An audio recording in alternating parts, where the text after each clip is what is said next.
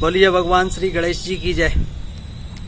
जैसा कि आप सभी को पता है, अभी हिंदू धर्म का सबसे बड़ा पर्व गणेश उत्सव के रूप में त्योहारें चल रहे हैं। उन त्योहारों को प्रशासन, शासन, सरकार के द्वारा रोक लगा दी गई है। हमको अपने भगवान की पूजा अर्चना के लिए, मूर्तियां रखने के लिए, मूर्ति स्थापित करने के लिए हमको और आपके लिए रोक लगा दी गई है, जो हमारे लिए और आपके लिए बड़ा दुख का विषय है। जबकि हमने सावन का महीना पूरा निकाल दिया, हमने कुछ भी नहीं कहा। सारे त्योहार हमने ऐसे ही निकाल दिए, हमने कुछ नहीं कहा। हम शासन और प्रशासन को साथ लेके चलते हैं। लेकिन दोस्तों, परसों से मैं बड़ा दुखी हूं और मेरा स्वास्थ्य खराब होने के कारण मैं आपके बीच नहीं आ पाया हूं। मैं क्षमा चाहता हूं। कल परसों से मैं देख रहा हूं, लगातार पिछले 8 दिन से मैं लगातार देख रहा हूं, राजनीतिक पार्टियां, सत्ता पक्ष जब 5-5 हजार, 10-10 हजार, 20-20 हजार अपनी पार्टी की सदस्यता भरवाने के लिए कार्यक्रम कर सकती है, तो हमारे हिंदू धर्म को इतनी आजादी क्यों नहीं है? हमें अपनी देवी देवताओं के लिए इतनी आजादी क्यों नहीं है? ये सवाल दोस्तों करना पड़ेगा आपको। सरकारों के लिए, जो सरकार में बैठे हैं, इनके लिए कोरोना के लिए गाइडलाइंस जो बने हैं, कुछ भी नहीं है। हमारे और आपके लिए सारे गाइडलाइंस हैं, सारी व्यवस्थाएं हैं, लेकिन इनके लिए कोई कार्रवाई करने के लिए तैयार नहीं है, क्योंकि वो खुद बैठे हुए हैं। क्योंकि जो नियम बनाते हैं वो हम और आपके लिए हैं, इनके लिए नहीं है। मेरे साथियों, माननीय नरोत्तम मिश्रा जी गृह मंत्री हैं, कानून व्यवस्था के लिए सारे नियम वही बनाते हैं। मास्क न लगाने के ऊपर अगर मास्क नहीं लगाऊं या मेरा कोई भाई अगर मास्क नहीं लगाए, उसके साथ बर्बरता पूर्वक व्यवहार किया जाता है और उसके लाठियों से घर के ऊपर उसके ऊपर चालान काट दिया जाता है। नरोत्तम मिश्रा जी ने पूरे लॉकडाउन में एक भी दिन मास्क नहीं लगाया है। हर दिन, अभी मैंने कल देखा दतिया में कार्यक्रम किया उनने, एक दो कुछ कार्यक्रमों में गए, वहां भी बिना मास्क के उनके फोटो मेरे पास आ रहे हैं। सोशल मीडिया पर उनके फोटो बहुत आ रहे हैं, वो खुद अपनी आईडियों से डाल रहे हैं। माननीय शिवराज सिंह चौहान जी, ज्योतिरादित्य सिंधिया जी, प्रभात झा जी और भी बीडी शर्मा जी, ये कोरोना एक महामारी से निकल के गए हैं। इनको पता है, हमें पता है, सबको पता है, पूरे देश को पता है कि कोरोना एक बहुत बड़ी बीमारी है। ये व्यक्ति कोरोना से निकलकर, ये ग्रसित रहकर कोरोना को मात देकर गए हैं और फिर से वहीं हमारे ग्वालियर में 20-20 हजार लोगों की रैलियां कर रहे हैं, कार्यक्रम कर रहे हैं, सदस्यता अभियान चला रहे हैं। मुझे नहीं लगता कि इनको कोरोना हुआ था। कोरोना अगर इतनी बड़ी बीमारी होती तो इनकी ये जुर्रत नहीं होती कि ये वहां लोगों को, आम जनता को मारने के लिए, आम जनता को परेशान करने के लिए ये सब वहां कार्यक्रम करने जाते। 3 दिन से लगातार मैं देख रहा हूं, वहां ग्वालियर पे, मुरैना में, ग्वालियर चंबल संभाग की जनता पूर्ण तरह से परेशान हो चुकी है। इनके कार्यक्रमों में जबरदस्ती फोन कर करके उनको बुलाया जा रहा है और उनको परेशान किया जा रहा है। इनको इतनी आजादी है कि ये अपने कार्यक्रम पार्टियों के कर सकते हैं, क्योंकि सत्ता पक्ष में है, सरकार इनके हाथ में है, शासन व्यवस्था इनके हाथ में है। लेकिन हम और आप अपने भगवान श्री गणेश जी का पूजन विसर्जन नहीं कर सकते, अर्चना नहीं कर सकते। तो ये हमारे लिए और हिंदू धर्म के लिए बड़ा दुख का विषय है। और मुझे दुख इस बात का हो रहा है कि हम इनका साथ देते हैं, इनकी पार्टियों का साथ देते हैं, सबका साथ देते हैं। हमने आज तक ये कोई आपत्ति नहीं उठाई कि आपने हमारे इस त्योहार पर रोक क्यों लगाई, इस त्योहार पे आपत्ति क्यों लगाई। लेकिन दुख मुझे इस बात का हुआ कि हमारे को और आपको, पूरे मध्य प्रदेश को संडे के दिन लॉकडाउन में हमें बंद कमरों में बंद कर दिया गया। न हमारे पास खाने की व्यवस्था है, न रहने की व्यवस्था है, हमारे रोजगार छीन लिए गए हैं। लेकिन ये लोग लॉकडाउन में भी 20-20 हजार लोगों के कार्यक्रम कर रहे हैं। इससे दुख का विषय और हमारे लिए क्या होगा? इनकी भावनाओं को समझिए, इनकी मानसिकताओं को समझिए। इनको हमारे और आपसे कोई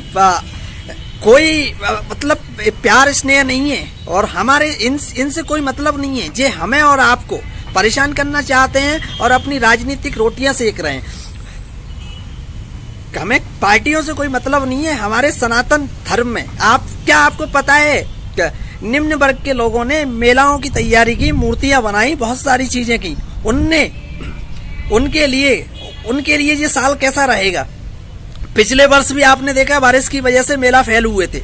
गणेश उत्सव की मेला बारिश लगातार 1 महीने तक रही थी। वो लोग पुराने लोग आज भी परेशान थे, तो और वही पीड़ा अब आ गई। पिछले 4 महीने से बेचारे घर पर बैठे हैं, पूरी मेहनत मजदूरी करके उनने अपनी मूर्तियां बनाई, सारी चीजें बनाई। उनको एक उम्मीद थी, उनको एक आस थी कि कहीं ना कहीं चलो हम इस साल, पिछले वर्ष हमें नहीं कमा पाए, इस साल कमा लेंगे।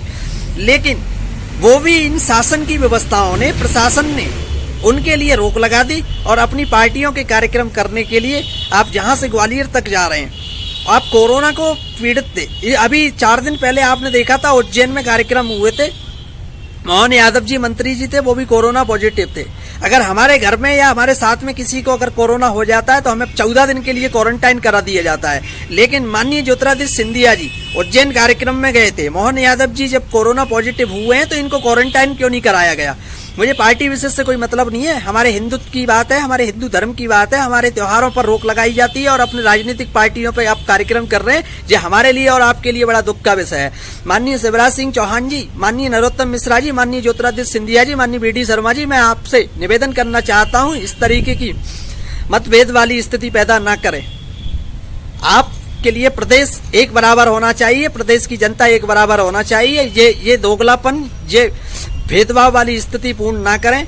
हम सब लोग बहुत दुखी हैं आपके इन निर्णयों से। आप बंद एसी कमरे में बैठ के कोई भी निर्णय निकाल लिए जाते हैं, लेकिन आपको ये नहीं पता है उन निर्णयों से आम जनता के ऊपर क्या प्रभाव पड़ रहा है। इस पर आपको विचार करना चाहिए। और आपने जो कार्यक्रम किए हैं, आप भगवान से बड़े नहीं हो सकते, आप पार्टी के लिए बड़े हो सकते हैं। आप अभी वर्तमान में सत्ता पक्ष में हैं, आप इसलिए बड़े हो सकते हैं, लेकिन भगवान से बड़े नहीं है। आप हमारे हिंदू धर्म से बड़े नहीं है। हिंदू धर्म में हर व्यक्ति को उतनी मान्यता है जितनी आपको है। मैं निवेदन करना चाहता हूं और मेरे सभी साथियों से निवेदन करना चाहता हूं, क्यों आप गूंगे बन के इनकी बातें सुनते रहते हैं। आप आवाज उठाइए, आप अपने हक अधिकार की बात करिए।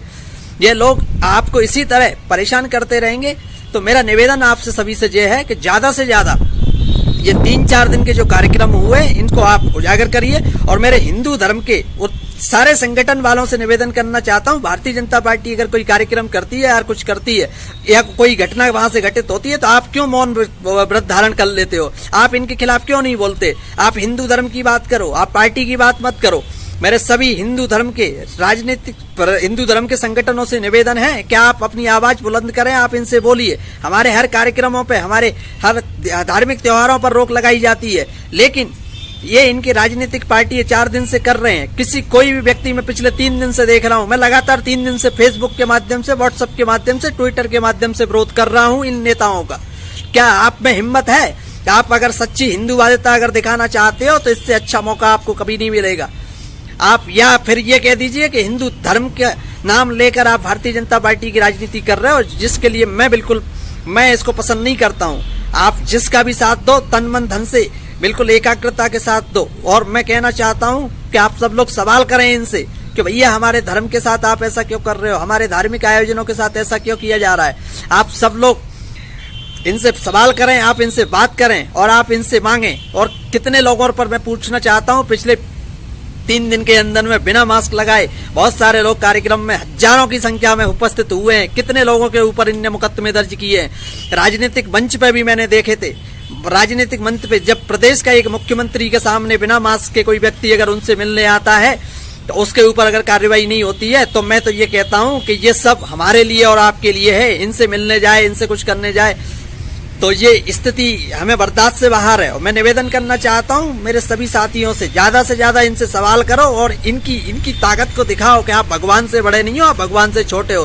हिंदू धर्म सबको उतनी ही मान्यता देता है जितनी आपको है। जय हिंद, जय भारत। निवेदन करता हूं ज्यादा से ज्यादा शेयर करें। मैं राष्ट्रीय अध्यक्ष पंडित रवि त्यागी, राष्ट्रीय ब्राह्मण महासंघ, इसका पूर्णतः विरोध करता हूं। इन नेताओं की निंदा करता हूं। जय हिंद, जय भारत।